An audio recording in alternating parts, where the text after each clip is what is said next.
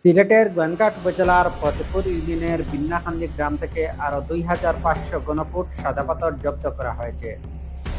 শনিবার দুপুর বেলা আনুমানিক ১:৩০টার দিকে গোয়েনঘাট উপজেলা নির্বাহী কর্মকর্তা ইউএনও রতন কুমার অধিকারীর নেতৃত্বে এই অভিযান চালিয়ে এই পাথর জব্দ করা হয়।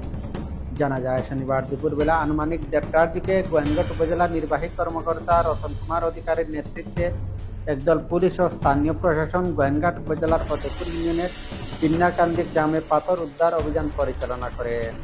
এ সময় তারা বিন্নাকান্দি গ্রামের গাংপাট রাস্তার পাশে অভিযান পরিচালনা করে সাদা পাথর থেকে লুট হওয়া আনুমানিক ২,৫০০ ঘনফুট পাথর জব্দ করে।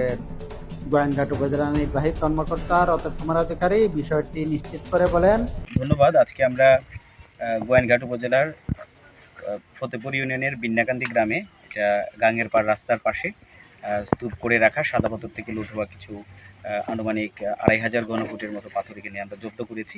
এটি আমরা এখন স্বস্থানে অর্থাৎ সাদা পাথরে ফেরত পাঠানোর ব্যবস্থা নিচ্ছি। ধন্যবাদ।